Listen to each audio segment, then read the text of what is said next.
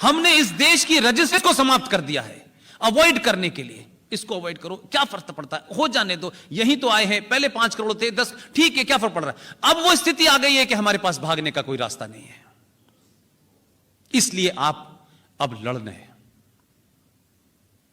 लिहाजा अगर सिंध के राजा दाहिर सेन का इतिहास आपने पढ़ा होता, 10 लाइनों का इतिहास है, उससे ज्यादा जानने की जरूरत नहीं थी। तो आपको सिंध चला गया, वो तो आपका एक अलग हिस्सा है कि जमीन के टुकड़े पे किसी ने कब्जा कर लिया हो, लेकिन राजा दाहिर सेन का इतिहास अगर आपको पता होता तो इस देश में 35 करोड़ मुसलमान जो सुबह से लेकर शाम तक आपको काफिर कह के मार रहे हैं, इस देश में गजवा हिंद लाना चाहते हैं, इस देश में बहुत सारी चीजों की तब्दीली लाना चाहते हैं, उनसे डिबेट करिए, उनके गलेवान में झांक के कहिए कि जो तुम्हारा प्रॉफिट है, जो मोहम्मद साहब हैं, जरा सच बताओ, प्रॉफिट मोहम्मद साहब के दामाद का कत्ल किसने किया, मस्जिद में किया। जिस आदमी ने मारा वो अली के बराबर में लेटा हुआ था।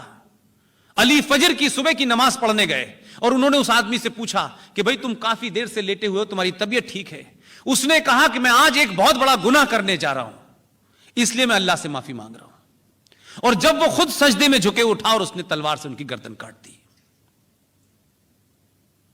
उनकी पत्नी यानी मोहम्मद साहब की बेटी बीवी फातिमा को उनके घर में आग लगाती, जलते हुए दरवाजे से उनकी हत्या कर दी गई।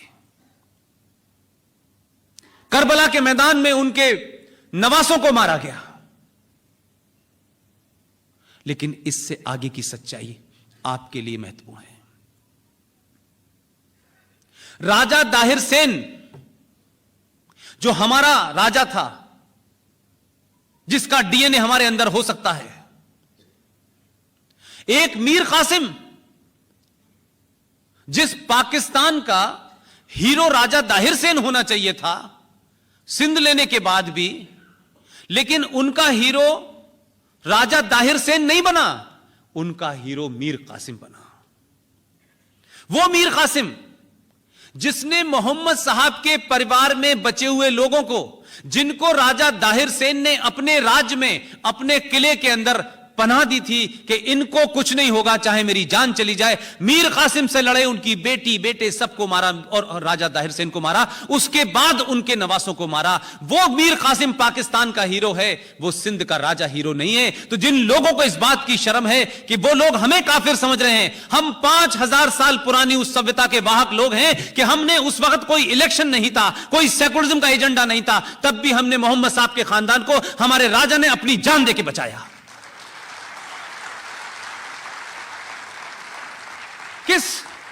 किस इस्लाम की बात आप कर रहे हैं? कहां की बात आप कर रहे हैं? किस गलतफहमी के शिकार हैं आप?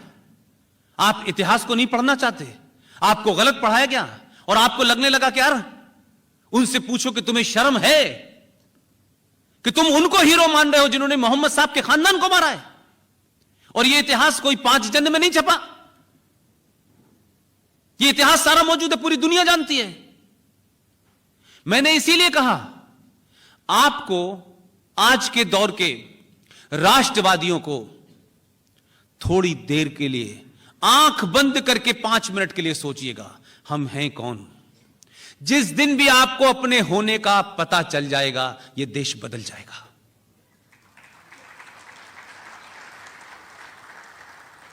लिहाजा आपको कोई बहुत बड़ा कुछ नहीं करना है।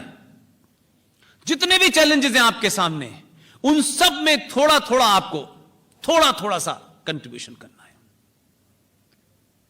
नवंबर आने वाला है, नवंबर में भी एक घटना घटी है।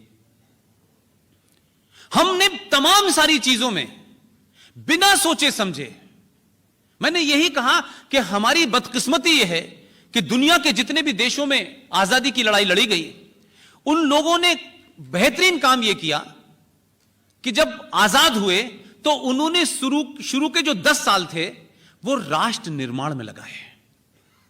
देश कैसे चलेगा। हमारी दिक्कत यह हुई कि हम आजाद तो हुए 1947 में तथाकथित तौर पर, लेकिन 46 में ही वो प्रधानमंत्री बन गए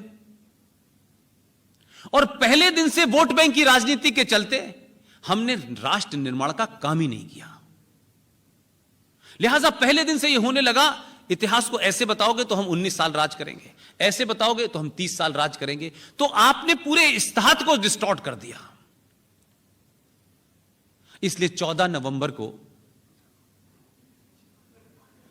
चिल्ड्रंस डे होता है और पैदा नेहरू जी होते हैं उस दिन। तो क्या कोरिलेशन है इसका? क्योंकि हमें जीवित रखना है कुछ लोगों को। ठीक है, उनकी बर्थडे मनाइए, प्रधानमंत्री थे, उसको आप इतिहास से नहीं बदल सकते। 14 नवंबर को आप उनका जन्मदिन मनाइए। लेकिन क्या मैं ये पूछ सकता हूं कि अगर इस देश में चिल्ड्रंस डे मनाना है तो क्या उसकी डेट हो सकती है कि हम जिन बच्चे चिल्ड्रंस डे मनाएं तो जिसके नाम पे बनाएं उसका नाम सुन के उन बच्चों की छाती चौड़ी हो जाए? क्या वो आइकॉन नहीं है हमारे पास? या उन आइकॉन को बताने से हमारा कद छोटा हो जाएगा?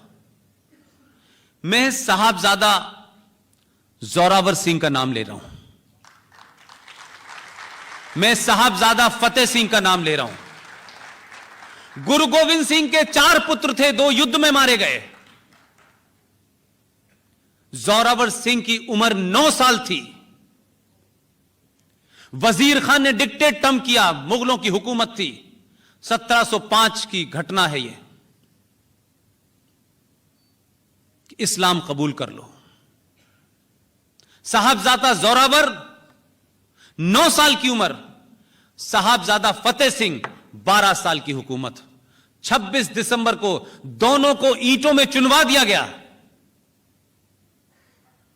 और उनकी लाशों को दफनाने के लिए जगह नहीं दी गई। क्या हम 26 दिसंबर को चिल्ड्रंस डे नहीं मनाना चाहिए?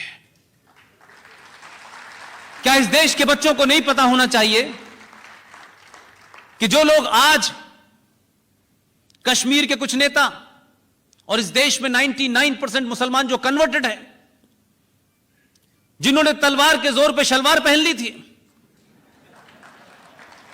जिन्होंने 2 रुपए किलो चावल के चक्कर में धर्म बदल लिया था, वो जरा साहबजादा जोरावर सिंह से पूछे कि 9 साल के बच्चे ने कहा कि मैं धर्म नहीं बदलूंगा किसी कीमत में, तुम मुझे चाहे ईंटों में चुनवा दो। दोनों सगे भाई चुन दिए गए और उनकी माता गुर्जरी, जब उनको इस घटना का पता चला तो सदमे में मौत हो गई। लेकिन क्या सब कुछ 1947 के बाद से तय होगा? भारत 1947 से पहले भी था। 5000 साल सिर्फ रिटन है, कई हजारों साल से है, जब से यह सृष्टि है। हमारे 3 नाम हैं, जो दिल चाहे कर लो। कभी कभी लगता है कि जैसे चौराहे पर रेड लाइट लगी हो और उसके तीनों तार मेन लाइन से मिला दीजिए, तीनों ऑन है। कोई इंडिया कह रहा है, कोई हिंदुस्तान कह रहा है, कोई भारत कह रहा है। आप तय नहीं कर पा रहे हम क्या हैं। हम भारत क्यों नहीं कहते इसको?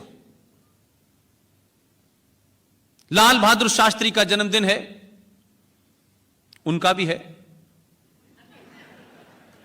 वो सरकार का काम है, सरकार जो करती है वो करे। मेरे मन में जो हीरो है वो हीरो है, जो नहीं है वो नहीं है। किसी को बुरा लगता हो तो लगे।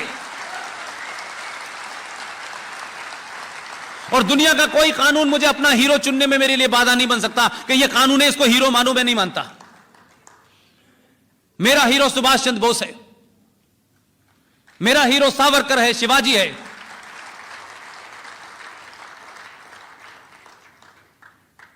मुझे अगर इसी पे तय करना है तो मैं किसी महान को हीरो मानूंगा। मैं बौनों को क्यों हीरो मानूं भाई? क्योंकि वो नहीं है, वो जवाब नहीं दे सकते। हजारों सवाल हैं उनसे भी, मेरे बहुत हैं, और उनकी शान में गुस्ताखी नहीं कर रहा। ठीक है, भारत सरकार का मामला है, वो वहां है। अभी आरटीआई कहती है कि उन्हें किसी ने महात्मा नहीं कहा था। लेकिन ठीक है, जैसे भी थे वो रहे। लेकिन आपसे मैं एक सवाल पूछ रहा हूं। महात्मा गांधी की गोली लगी, उन्होंने कहा हे राम। किसने सुना था? कौन था वहां कान लगा के? कौन सुन रहा था कि हे राम कह रही है? और कौन इतना बहादुर था कि गोली चलते में वो सुन रहा था कि उन्होंने क्या कहा है?